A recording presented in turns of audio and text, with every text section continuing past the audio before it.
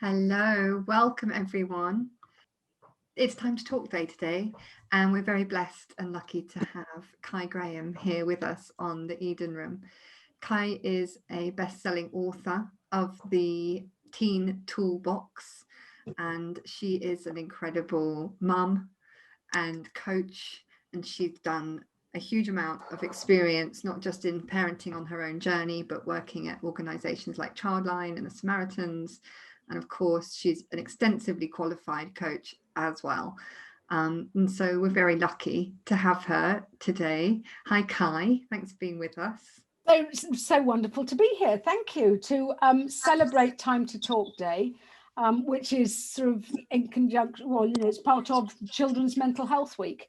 So it's lovely to just start talking about this, which is so important. It really is, and we've had a couple of questions in already from some teenagers that we'll get round to later, and we'll open the lines up in about half an hour. But before we do that, I'd love it if you'd share a bit more about why you feel this conversation with teenagers is important, and your mission really with it. Well, that's it. That's an easy one. It's my mission to support parents so that they can support their kids, because I want to help them build. I want us to build as adults a mentally healthier and happier generation of young people. And if you had a look at the statistics, or if you listen to the news, or if you just sort of even raise your nose above the parapet, it's rather a depressing story. And we are told about the Snowflake Generation and how they're going to be the lost generation. And there's, so much doom and gloom that sort of, especially this year and last year that COVID has brought. And I actually want to call people out on that. I don't agree with it. And I think it's it's our responsibility as adults and as parents to believe in our children and their future. As a coach, I know that I can give people as many tools as I can. I can give them as many strategies as I can. But the only thing that is really going to change is when the client, the person I'm speaking to, has that belief and that knowledge that they are able to change. And us parents, I'm saying this respectfully, have been around the block a few times. So we know that life throws us curveballs, and we know that, we are meant to trip and fall. We're meant to make mistakes. That's how we learn. But kids don't quite know that yet.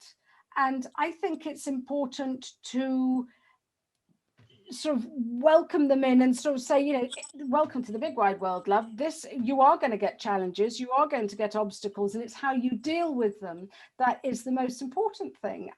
Because a lot of people, if you don't know that, it's a lovely world out there, and we're listening to the news, as I said, it can be really daunting. And for a kid to walk into their sitting room one day and to hear someone on the news going, well, all our children have lost a year of their education, so they're on the back foot and they're not going to amount to very much. And it's I heard yesterday they were saying they were throwing statistics around like, oh, it will equate to £40,000 less a year in annual pay and things like that. And it's like, how dare you from this place now diagnose the reality 10 years from now? And how is a teenager meant to cope with that? So I am joined today by lovely Scarlett and her mum Emma, because I'm not a mum of teenagers. My children are all under 10, but I very distinctly remember being a teenager. And back in those days, Kai, people like you didn't exist. This was a career not yet invented. And I often say that to mark out this point. My mother told me she handled UCAS at schools, and I was away at a military boarding school, and she phoned me and she said, you must apply for university. And then when I got to university, and I begged her not to go to university, and I begged for a gap year, and we were the gap year generation. And then I came back, went to university, and made this deal, because she said, you'll never come back if you go on a gap year. So I made this deal, I'll come back from my gap year you know, I'll go to uni if I can have one, sort of thing. So I worked away at this pub, got on this gap year, and came back, went to this uni, kind of resisted it, kicking and screaming the whole way through, but by the end was quite enjoying it. Anyway, she said, you must go and see the careers advisor. And I said, I don't want to take careers advice from someone who's become a careers advisor. And she was livid, utterly shocked. But the wisdom of that, sometimes I just feel like when you're under 20, you have this kind of raw wisdom, you know, from the mouths of babes, right? It's like, I just said, I don't want to do that because that's ludicrous to me. Little did I know that then there was going to be the internet revolution, and the career that I ended up doing literally didn't exist when I was a kid.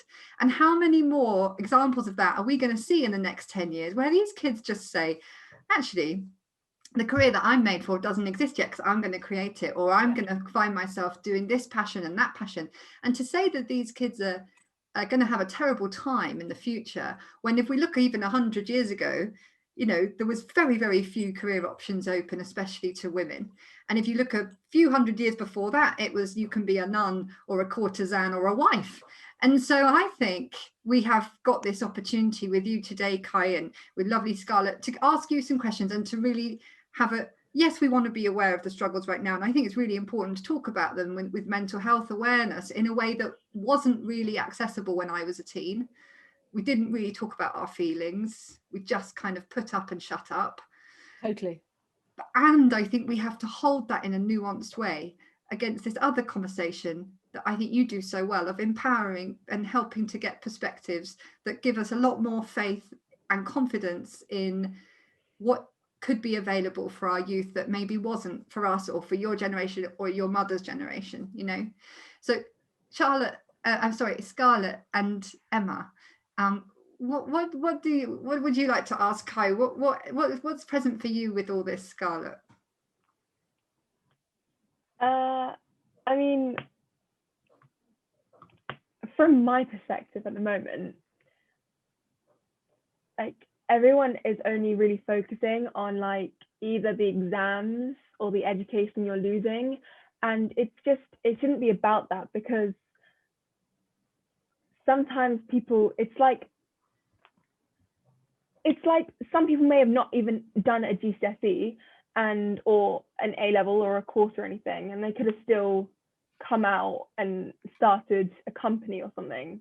But I feel like all schools are doing at the moment is putting loads of pressures on doing like assignments, and it's like that needs to be taken into consideration, because obviously the school's perspective is completely different from the teens.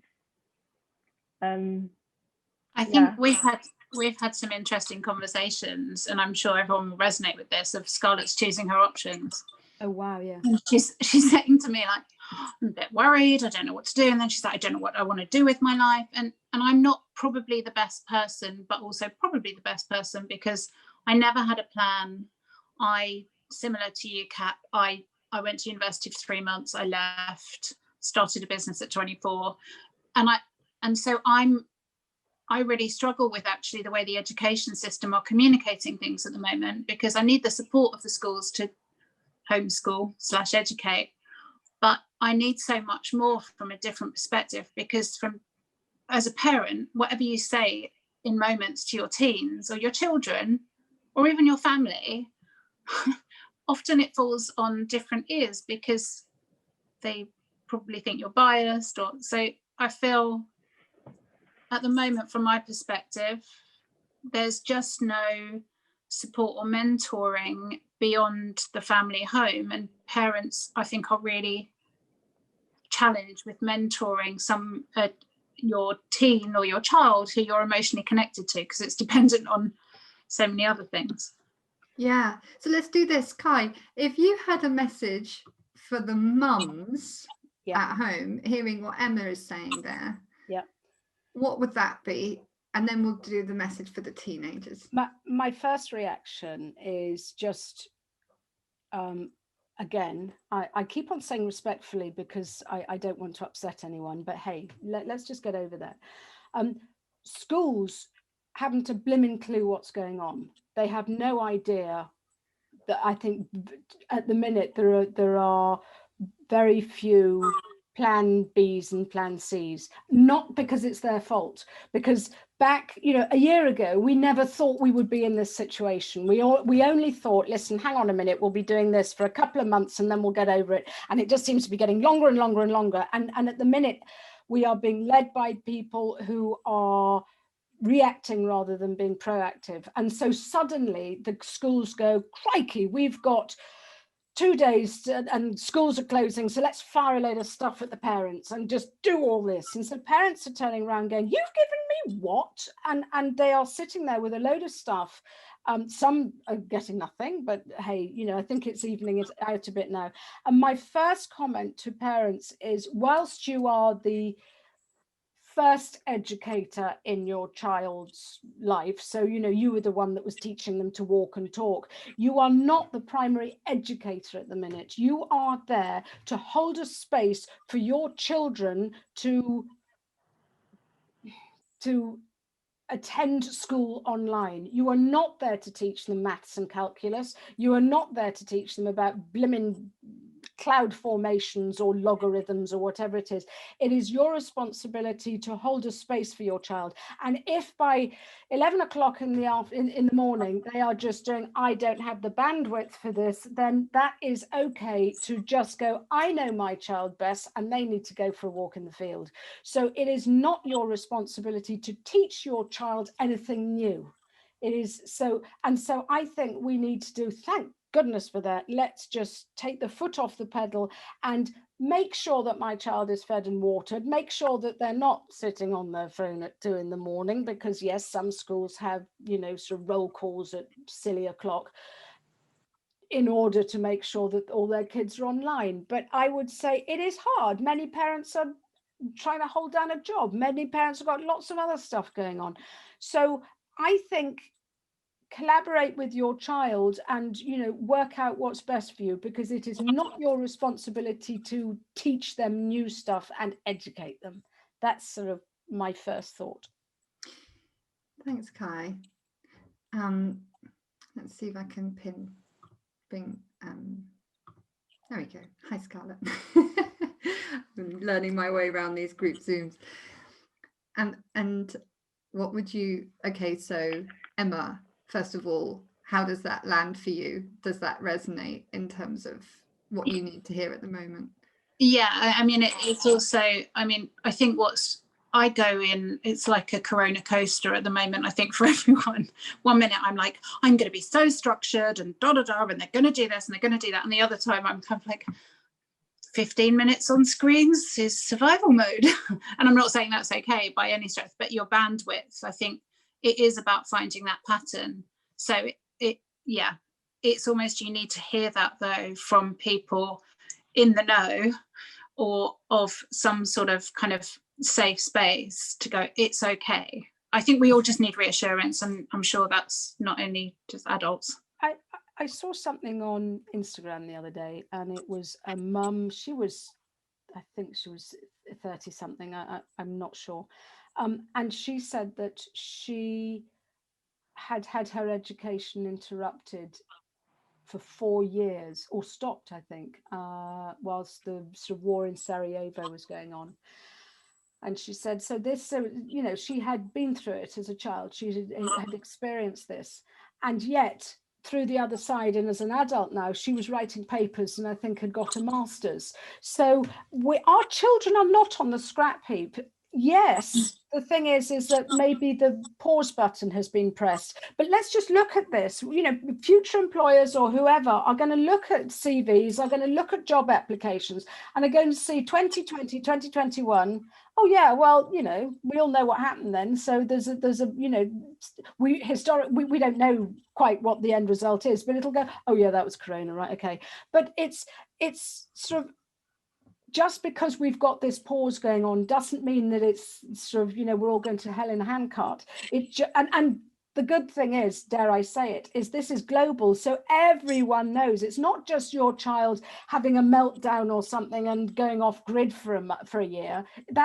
This is, we're all in this together. So I think we need to understand that, yes, it's paused, but it's not going to stop forever. Things will pick up, and things will, we'll go for booms, and we'll go for, sort of, it's just, this is just an interruption of the norm, if that makes sense. Mm-hmm.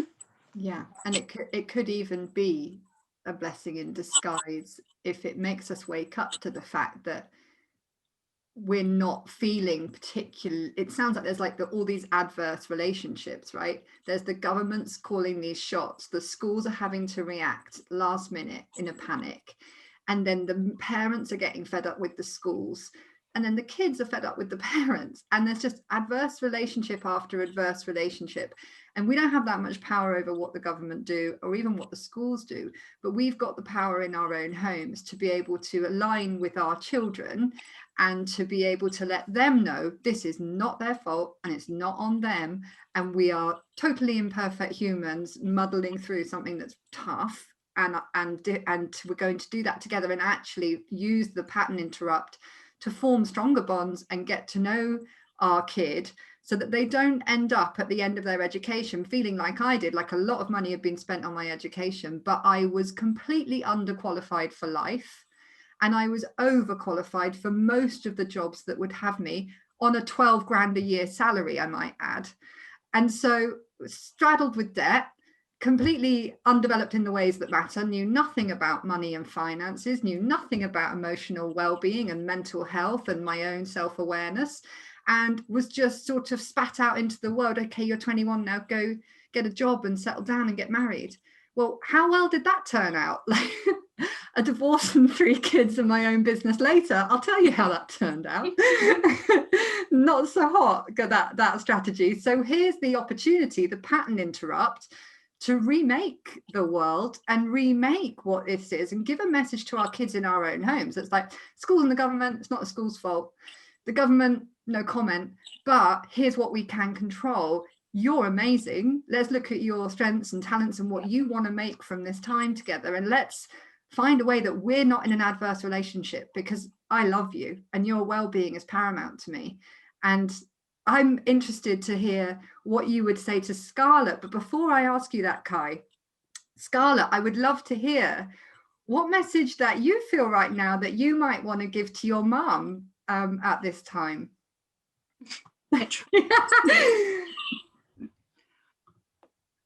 Obviously, like don't beat yourself up about everything. Like it's out of your power, obviously, like the whole situation that's going on. The only, like, kind of echoing what you said, you can only really control what's going on in your family, and you can't really control others. I mean, you can only just focus on yourself, and then others will follow. Like if you're showing yourself self-care, it will like reflect onto the family, and then the family will be like, oh, maybe I'll go out for a walk today, because that's classified as self-care, because it's clearing your mind, it's forest bathing,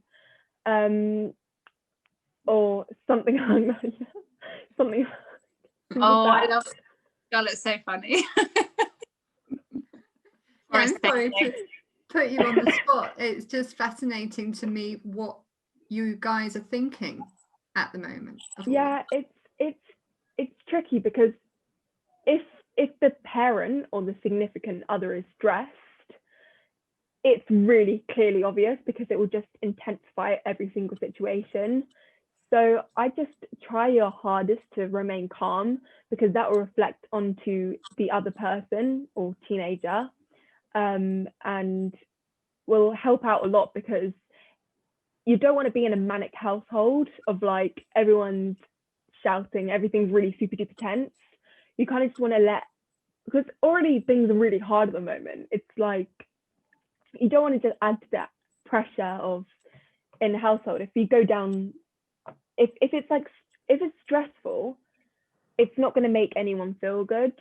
And in times like this, I feel like everyone just needs to be happy and just try their hardest to feel feel calm and just like, from my point of view, the person who I was before lockdown is very different to the person I was now.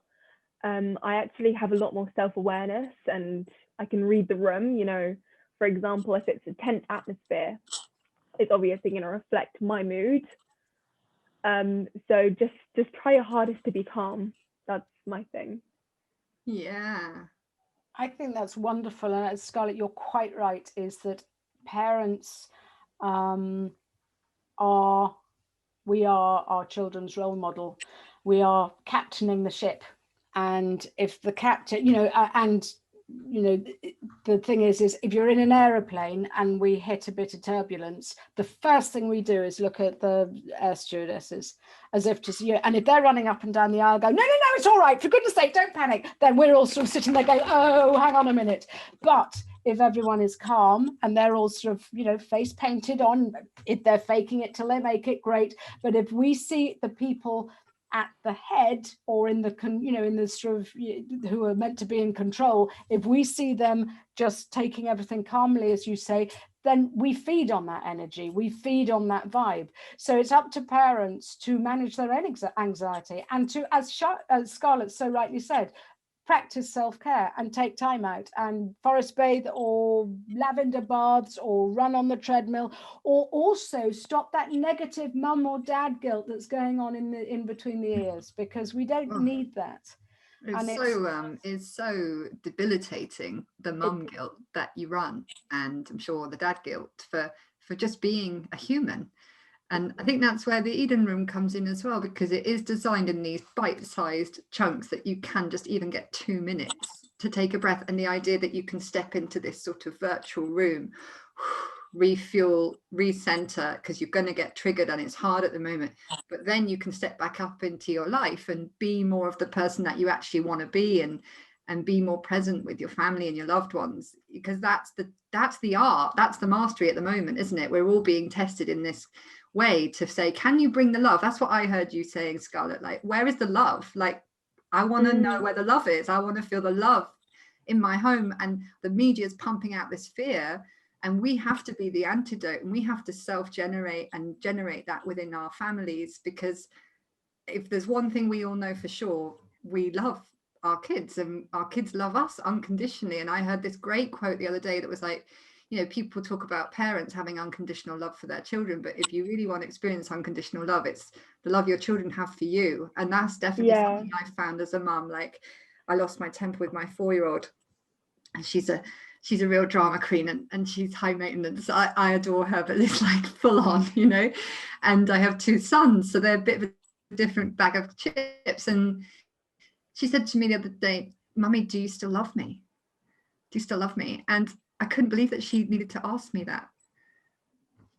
So I really love what you were saying, Scarlett, because I think for our children, they are so sensitive, and we sometimes forget that they're constantly reading our signals. Yeah, I just imagine it as like, I feel like a good way of describing it is like, with everything that's going on in the world, of like the headlines you read in the media of like however many deaths there have been, it's actually really hard. Like, it's like the tip of the iceberg. You never really actually really get into everything. You can never really, as much as you try, you'll never be able to get in their head and see, because you guys were a teen once, obviously, but you'll never really see from their perspective of like their idea of online school. I mean, online school is good, but it's just, it's the whole idea of really stressful, and assignments and everything else. And it's always the tip of the iceberg. You'll never really understand from someone else's world. And so imagine it's like a headache, and then the parent is sometimes a paracetamol. But then if you make a loud noise, it will just add to more of the stress and headache. Does that make sense? Yeah. And thank you for that. And I'm also interested to hear, Scarlett, that you were saying that the person that came into coronavirus a year ago and the person that's coming out is a very different person. And bravo for acknowledging that, because I tell you what we're finding is that a lot of people, up until March last year were busy, spinning plates and doing all this stuff and filling in all the cracks. And suddenly everything again, press pause. And this gave us the opportunity to sort of, you know, look inwards and sort of be rather introspective. And that is quite scary for some people. And some people are having to face their demons and their fears. And, you know, usually when they know that that's coming, it's right, I'll do extra exercise, or I'll go and drink too much wine, or I'll go and just be busy. And so to acknowledge that, yeah, I've changed and I'm a different person, I think, and us parents need to acknowledge that, is to do the inner work, to face the fears, to sort of see, you know, scratch the surface and sort of see what frightens us and what scares us, but also what excites us and what do we really want to do. Now that I've been, you know, I for example, I've been furloughed and I can't do this job, what opportunities can I look for? So the very fact that you know that you're a different person coming out the other side is wonderful, and I applaud you for that. Well done. Hi, I just wanted to touch on something you said about fear. Yeah. Because I know that I can really go to rage, out of control, anger, and when I feel scared. Yeah. So I think I've only acknowledged that recently, that actually anger comes from fear rather than just being a horrible, angry, horrible person. And I'm just wondering if there's any kind of, I think a lot of parents / especially mums, it's that, will they ever be able to communicate? Will they be okay? Will they be depressed? And I know it's negative language, but it's a fear of your child not being okay. The same as when they're born, you know, it's kind of, are they warm enough? Have they been fed enough? Have they? And it just continues. So I just wondered if there's something around that fear of supporting with dialogue. I don't know. Absolutely, and this is hurrah, because it's, you know, sort of time to talk day. I think the importance is, and sort of Scarlett was sort of you know, hinting at it, is that you know, mum, for argument's sake, because we're talking to you guys, needs to be okay, but what mum also needs to do is verbalize what's going on. Verbalize. I think the thing is, looking at anger, Emma, the anger is the primary negative emotion. And if you think about an iceberg, the top bit, the 4% above the water, it could be anger, but underneath is really what's driving that anger. And yeah, you identified fear, but it could be things like insecurity, jealousy, betrayal, hunger. It could be anything, because when you look at, I sort of worked for a while in primary schools, and if you speak to kids, when you sort of say, and tell me sort of, you know, what does this feeling mean? They go angry, angry, angry, angry. And yet when you sort of say to each child, well, what, you know, what caused that? Why were you angry then? It was, well, because someone said something mean to me, or because I, you know, sort of, well, basically my blood sugar dropped and I'm sort of needed a snack. But what we sort of help to identify is actually what manifests as anger is lots of other worries. And yes, it could be fear, and it's all the other insecurities. And this is why the more we have dialogue with our kids, the more we chat to them, the more they are able to identify, oh, right, okay, well, mum's really, she's getting really cross, but it's not at me, it's because she's got a deadline. Or so-and-so's really cross because they just, you know, the Tesco shop didn't arrive, or so-and-so's really cross. And so it's just actually, yes, it shows us anger, but invariably that's not the driving force. And by communicating with our kids, we are able to sort of say, do you know what? I now know why I'm so cross. I haven't had my coffee today, silly me. And everyone goes, oh, flip, thank goodness for that. And so it's just talking more and identifying, you know, what is driving it. And yeah, sort of in answer to your question, it's the fears of, I just remember looking at my newborn son going, please don't grow up. And yet he's now 27 and I'm still sort of thinking, you know, please just watch out for the big wide world. And yet they're going to be all right. You know, we've taught them the right values. They know right from wrong. But if we model the behavior that we want our kids to see, then they are more likely, especially as teenagers, they're more likely to follow our lead than listen to what we've got to say. Don't forget to do this. Don't forget to do that. You've got to do this. They're not going to do it. But as Scarlett said, you know, when she sort of sees you looking after yourself, maybe going for a walk or whatever it is, it's that, oh God, Mum did that yesterday and she came back a hell of a lot happier, or maybe I should give it a whirl. And it's just allowing our kids to connect the dots, but keeping that dialogue open about what's going on in our own head. Because when we do that, our kids start thinking, oh, right, okay, so this is what I'm experiencing. It might be the same, it might be different. Does that make any sense? It makes massive sense. I think that's the thing. I mean, definitely for so many people, kind of March last year was an implosion of fear of how do I work out what to do each day? What do I do with them? What do I do with myself? Am I working too much? Am I not working enough? Am I speaking to my friends enough? Am I checking in with my family? And I think even all of that is usually behind closed doors, because we've almost been conditioned to have it all inside, and then what comes out is something completely different. It's like the ultimate Chinese whispers, from your mind to your mouth. And I think for me, I've had to stop the breakdowns and probably just verbalize the breakdowns. But how natural and how liberating and how wonderful, just, you know, to admit that.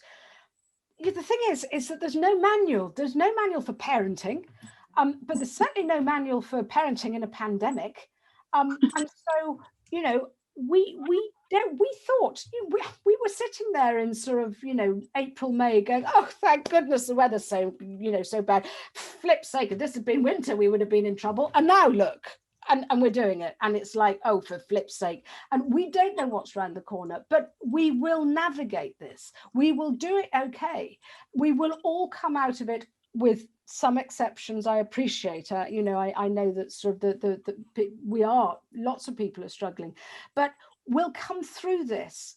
And if we can come through this as a family that can sort of still have a bit of a laugh together, who still sort of get each other's sort of, you know, ups and downs. I mean, I was an empty nester, I have to say, because both my kids came for Christmas, and they're still here. They probably aren't so thrilled about that. But I'm loving it, because I'm getting to know my kids as adults, and they're sort of, you know, and they're sort of seeing me through a slightly different lens. But that's all right. That's what relationships are all about. And as long as at the end of this, we all come out as little families who are gelling together, then who gives us stuff if my maths home, you know, my child's maths homework has been done? Who gives us stuff if, you know, we are only as happy as our saddest child. And if we can keep communicating and talking to our kids openly and honestly, that I necessarily might not always have my together every day, but I'm navigating this with the resources that I have and the knowledge that I have, and I'm doing it to the best of my ability. And I see you, as my darling kids, are doing the same. And what more can we ask for? And when we do lose it, Kai, what then? Because I love what you're saying about, you know, the longevity. I love that idea, because you often hear people be like, it's almost like they're watching the clock at work, right? It's like, I've got 11 more years till they're 18, and then I'll live my life. Then I'll sort out my man, you know, I'll start dating, then I'll start my business. I hate that perspective, because I'm like, what, you think your kid's going to turn 18 and overnight your job's done? We're in this long haul, and there's a longevity to relationships. So I love what you're saying about getting to know your kids as adults. And I feel like I've had a whole sort of renaissance with my parents, learning since I became a mum, which, you know, you hear it said a lot. So that idea, actually thinking more in like what I call elf time, like imagining we have these long lifetimes, and we get to sort of really be wise about the choices that we make over that time frame, seeing it as a life rather than just zooming in on like right now. Are you, like, in terms of repairing relationships, are you one that's like always say sorry to your kids? Like, how do you deal with it when I lose my which does happen because I'm a Celt and I've got a hot head, My kids are very good, actually. They're so forgiving. And I've learned different ways to talk to them. And Duke, my son, the middle son, is very visual. So I draw him a little picture quite often and just say, sorry for shouting, love mummy, or something, and slide it under the door. And then I get one back saying, I forgive you, with a little picture.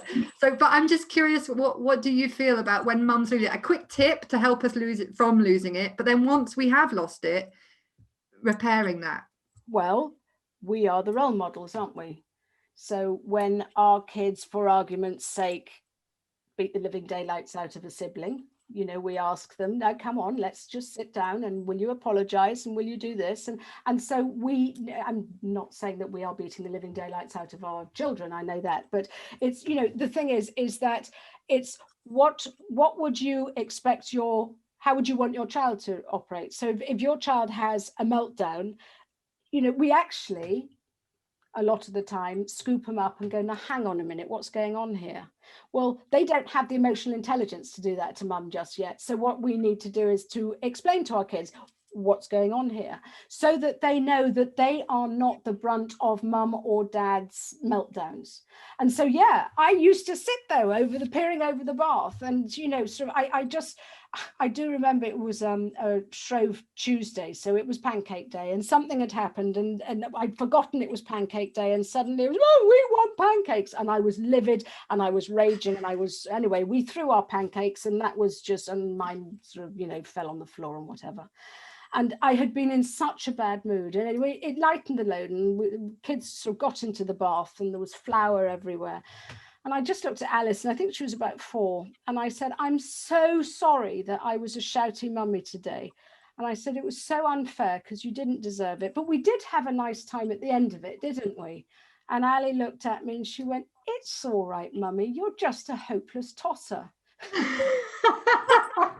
And I just thought, there, you see, and ever since then, I just think, you know what, just remember that you're a hopeless tosser, Kai, but it's all right.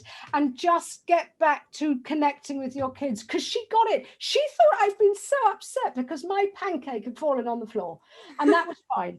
But it's, you know, we don't have to sort of say, I've got all these woes, my marriage is breaking up and I can't pay the mortgage. We don't have to go that far, but it's just sort of saying, do you know what, I'm having a bad day, it's nothing to do with you, but I tell you what, I'm going to give you a quick bath, or I'm going to give you a snack or whatever.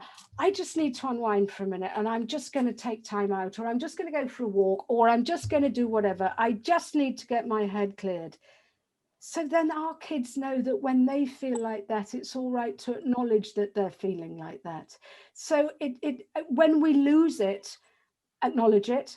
If you can, explain age appropriate, explain why, and why not apologize? I mean, you know, it's that our kids, as you say, our kids are very forgiving. They're not sort of going to hold it against you, and they then sort of go, oh, well, there's the reason for her madness, for goodness sake.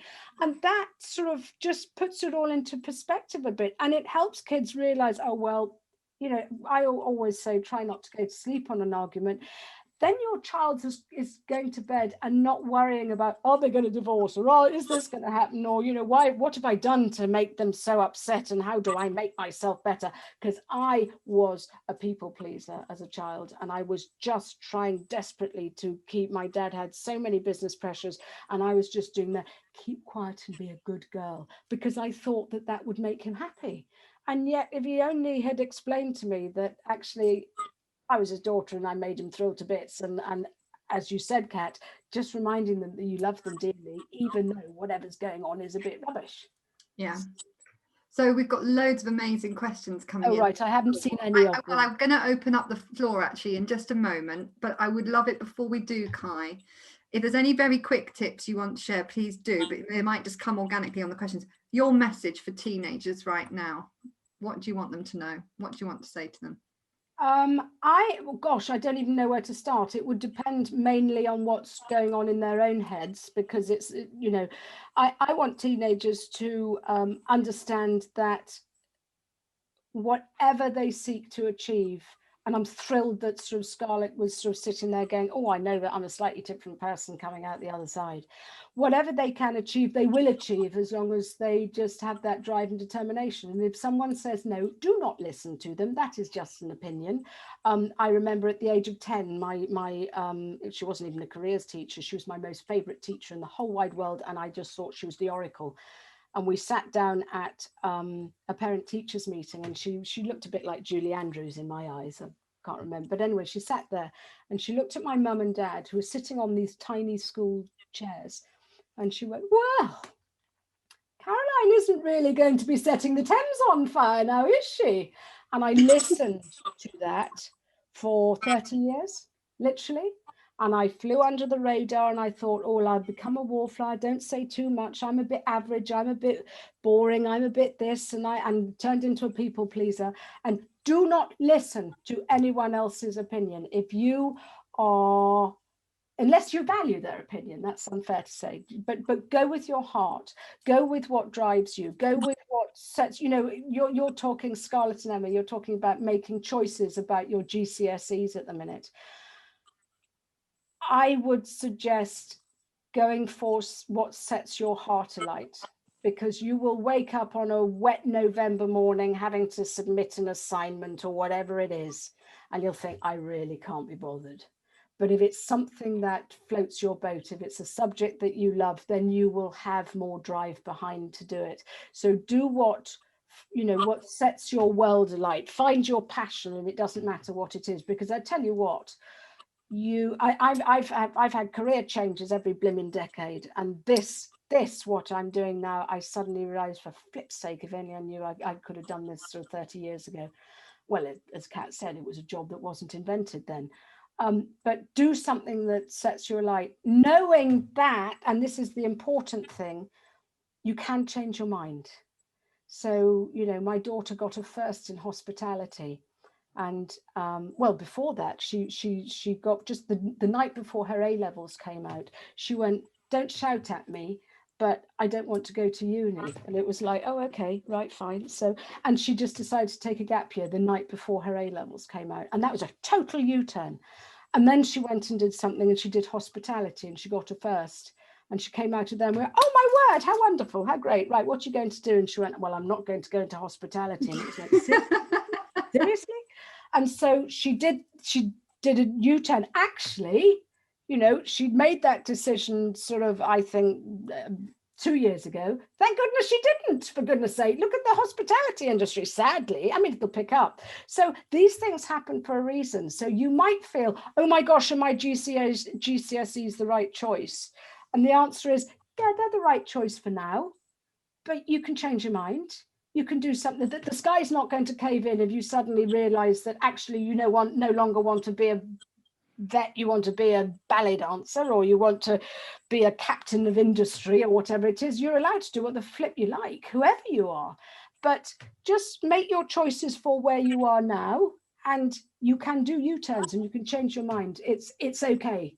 And so, because I think lots of people think, oh my gosh, I've got to do this and go down this path. Yeah. No, you don't. You can do whatever you choose, and the world will embrace you because of it. And as long as you enjoy it, it's a hell of a lot easier.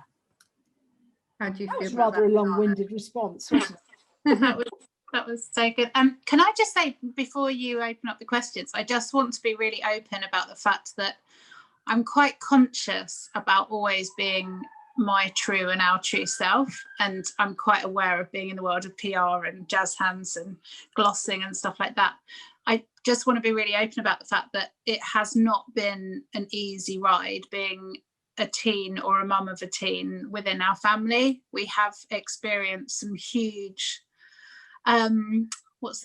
challenges, and it is very different now, but I really want to be open about that, because I'm quite conscious of us sort of presenting ourselves as like, oh, Scarlett's talking about love and we're talking about this.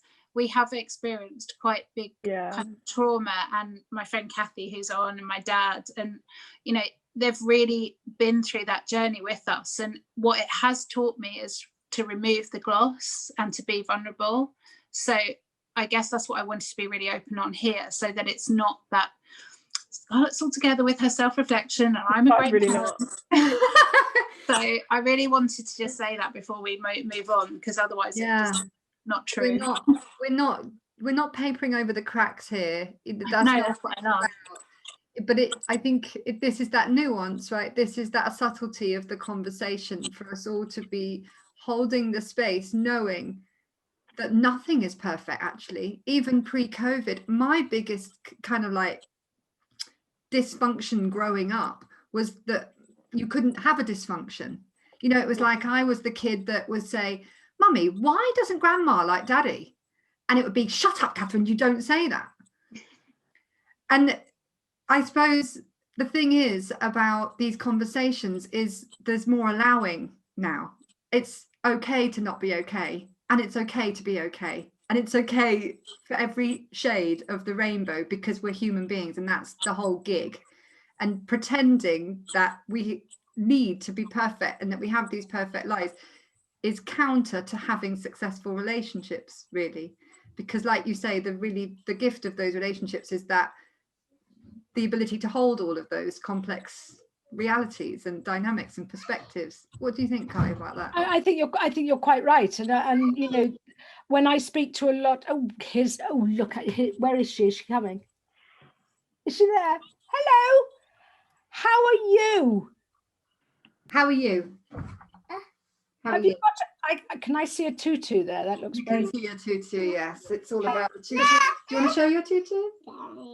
Fine. She says fine. Fine. That is extremely pretty. I could do with one of those myself. That would cheer me up. Well done, you. Are you going to sit with us for a minute, or do you want to go play? Play check. Play check. No, ow. I'm going to mute myself so you can. Okay, I think the thing is that when I speak to parents, when I speak, and I'm showing my age now, when I sort of say to sort of some mums, do you know what? It doesn't have to be like the Waltons, and the sort of kids look at me and go, well, who are you talking about? But the Waltons is basically this wonderful family from America that sort of just everyone is just having a wonderful time and loves each other, and there's a pot roast in the oven and the skirting boards are clean, and it's not like that. And I think the thing is, as soon as we open up to our children and say, life is a hot mess, and it's all about us navigating that, then we suddenly realize that actually it doesn't have to be perfect. It doesn't have to be all sort of held together. And I remember, actually, I was speaking to James, who has helped me a lot, and I know he's involved with the Eden Room. And he was sort of chatting to me, and he was sort of saying, but Kai, you seem to have it all together, and, you know, and that's great for being a role model. And I went, no, hang on a minute. I am daily going through struggles with my kids, and they're 25 and 27, still going through those struggles. My son struggles, and it was something that it was his story to tell, so I couldn't really say much about it until in lockdown. I think it was just, you know, it was sometime last year. He's a sort of budding journalist, and he wrote about his own mental health, and I thought, wow, now I have got, you know, now I have sort of got permission, in air quotes, to talk about the struggles that we go through as a family. And we need to make ourselves vulnerable. We need to sort of, you know, as you say, Emma, take that gloss off it, because it then gives everyone else permission not to have their hit together the whole time, if you know what I mean. And it's allowed. God, how much pressure will we put ourselves under if we've got to practice this perfectionism and this wonderful, you know, life has its ups and downs. And I think it's a matter of embracing that. And if we can do it as parents, we set that example to our children that, yeah, there are arguments, yeah, there are meltdowns, yeah, I don't know what I'm doing, haven't a clue how I'm coping, but we're still getting on with it. We're still navigating it. We're doing all right. This ties really well in actually with Scarlett's granddad's question, so I might just ask him to come on and ask it. Here we are. Thanks, Kat. I can say also that, as well as Kai, I'm also a prize tosser. Hopeless tosser. And I love the honesty that's going on here, because that's just brilliant. I think so. My question is: the world has completely changed. The world is upside down. it just strikes me that our expectations of our children and of ourselves, and I see this in my daughter Emma and in others, is like we still expect things to carry on. We expect things to be the same. And so, Kai, what should our expectations be now the world's changed? I think you're right. Sorry, what's your name? I don't want to call you Scarlett's granddad. My name's Tony. Tony, thank you. Expectations are the same, but they have also changed. I think thankfully we're all a bit more open now, especially about mental health and what's going on and how we're coping. I think it's only when push comes to shove that actually we acknowledge that as parents, and it might sound incredibly corny, but all we want is for our children to be happy. And everything else is a bonus, healthy and happy, and everything else is a bonus. I think expectations or values, I mean, I think values are still the same, be they fun, adventure, hard work, you know, sort of empowerment, travel, whatever your values are, you know, we are all allowed them and we all have different values. But expectation, I think it depends what you mean by sort of expectations. My view is that academic expectations are, personally, my experience is that they are different from when I grew up, especially from gender. My son was meant to sort of conquer the universe because he was a boy. And as you know, my mum and dad educated us both equally. And that was wonderful. And it was as soon as I got pregnant, mum said, "Oh, good, when are you going to stop work?" And I just thought, how very dare you? You know, don't say that. I still want to. I was sort of, you know, a young mum in the 80s, or actually I was growing up in the 80s.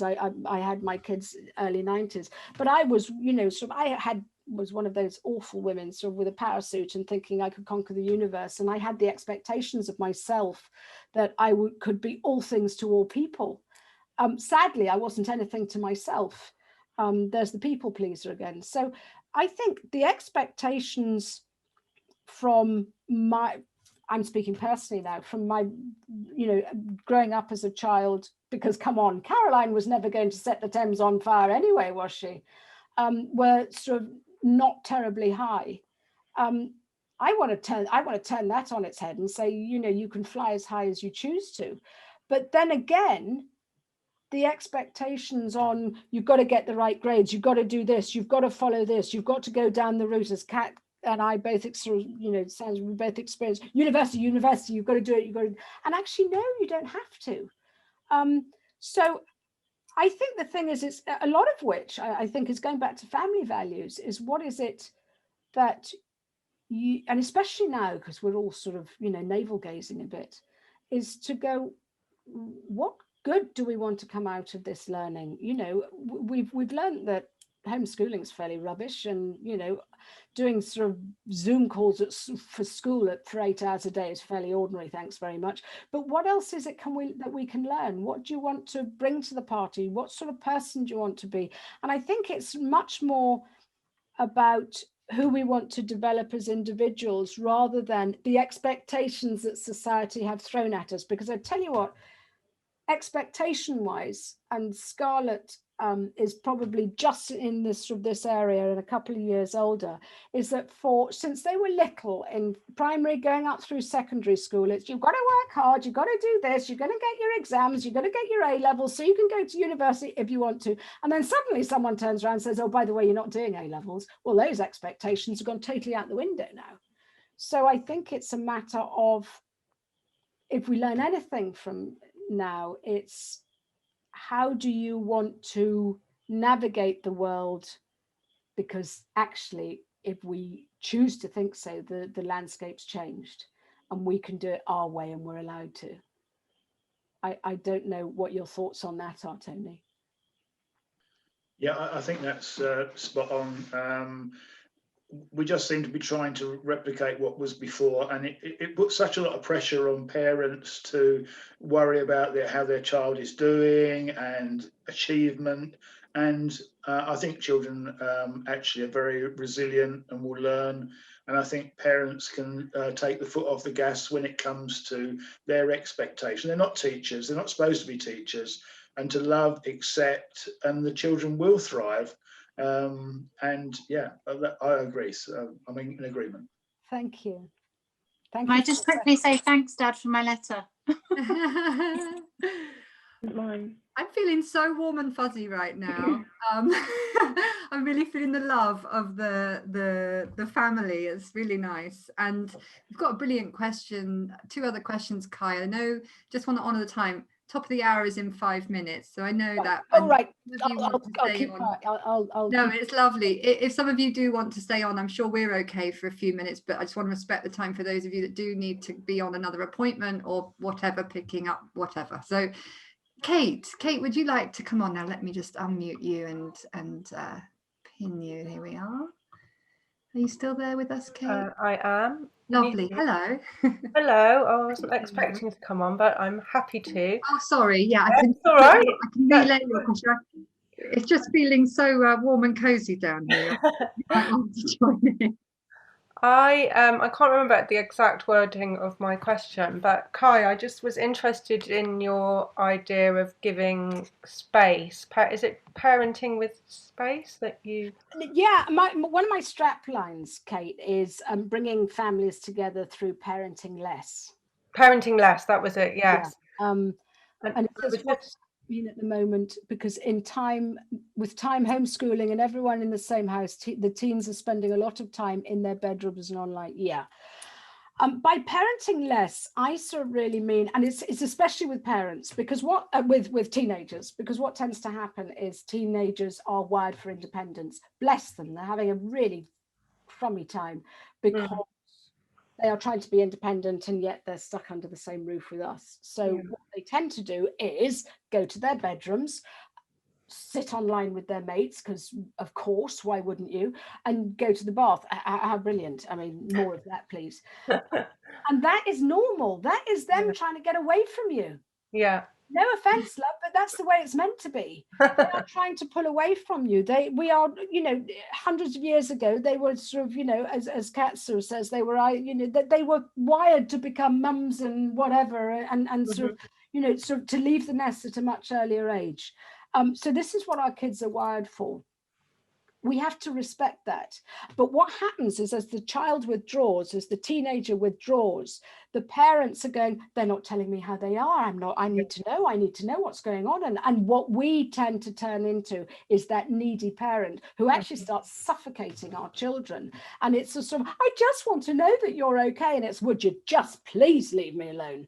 And so my view is that we need to allow that pulling away. We need to respect that. And especially it's really hard if you're under one roof, but it's allowing our kids the space to pull back and find their own space in the world and who they are, even if it is under one roof. And by parenting less, it's less micromanaging, it's less breathing down their neck, it's less, have you washed behind your ears, and have you eaten the greens, and why are you 10 minutes late for a Zoom call? Because they need to make their own mistakes, and we need to be there to pick up the pieces, because there will be trips and falls, but we just need to micromanage them less, if that makes sense. Yes, that's great advice. Thank you, Kai. No worries. Thanks for the great question, Kate. I'm going to do that. Okay, so it's top of the hour. It's 5 o'clock. For those of you that have to go, I'm just going to be the timekeeper. Thank you so much if you do have to leave us now. Hope you've enjoyed this, and you can find more. Kai, people can find you at your website, kaigraham.com. Absolutely, kaigraham.com. You can find me. Yes, my book's on Amazon, or kaigraham.com/book. That's quite easy. Okay. But Instagram, Facebook, there's not many Kai Grahams out there, so CAI. And if you need anything, give me a shout, because that's what I'm here for. It's bringing families together, but also helping build a mentally healthier and happier generation of young people, because that's important. So important, super important, and thanks for doing this on Mental Health Awareness Week with us, Kai. You're getting a round of applause there from Thank you. Scarlett's grandpa. And you know, we will be putting the replay of this event up on the Eden Room, and the Eden Room is a fantastic tool to support your mental health and your well-being. So do come and check that out as well over at the Eden Room. And Kai is one of our featured experts, so she's going to be with us all year. And there will be more where this came from. So thank you so much for being here. And if you have to go, bye for now. Those of you that are able to stay, there's a question that I've had come in from James's daughter, actually, Kai, which I'll share with you in just a moment. And I think Juliet's question is also important. I'm sure a lot of mums are wondering this, the difference between the kind of teenage moodiness and COVID frustration. Maybe we can speak to that for a moment. Juliet, are you still with us? If you are with us and you'd like to come on, then ping me in the chat. But if you're happy, I can just relay this question. I can read it. I can see it. Great. Thanks, Kai. Yes, and hi, Juliet. She's there. What I might do is I might read it out because I don't know if the recording holds the chat. So Juliet said, I find it hard to know what is teenage moodiness and what is COVID frustration. I feel like teens want to be creating their identity away from their family, just what we've been discussing. And yet they're stuck with their parents. Yeah, and it's rubbish. Sorry, parents. My kids are 13 and 15, and thank you. So Juliet, the difference between teenage moodiness and COVID frustration, does it really matter if there's a difference? Does it really, do we really need to label it? If your child's having a hard time, surely it's just important to work out how you can support them. Yeah, it's probably hormones. It's probably the frustration that they're missing out on seeing their mates. At 13 and 15, their tribe are more important than you are, I'm afraid to say. That's natural, that's biology, that's the way it should be. They are trying to find their own tribe. They don't want to be stuck with an antiquated one like us, and I get it. But does it really matter if it's sort of COVID frustration? Because I think they probably go hand in hand, really. I think the thing is when our kids are struggling, we need to, we need to work out how to support them without, as I said, suffocating them and doing that. I really need to know, you know, you're not eating as much, or you're sounding a bit low, or why are you always shouting at me and I need us to be friends? It's like, oh gosh, seriously. So I think the thing is I've got a little exercise, and I'll run through it really quickly. It's called the 3 questions, and it is for parents wanting to communicate with a non-communicative teen, because let's face it, most kids would quite rather be left either in the bath or online or in their room without us trying to sort of prod and poke them to find out what's in their heads. The first question is you, and the point about this exercise is your teen needs to know about it, as does the parent, because then they understand that this is something for everyone's benefit. The first question is, what's your number? And that's on a scale of 1 to 10. 1 being dark, awful, possibly suicidal, having a really bad time. And number 10 is absolutely fine, thank you very much, skipping through the tulips, you don't need to worry about me. And then anything in between. So, you know, and I would say use this exercise once a day, but don't overdo it, otherwise oh gosh, not again.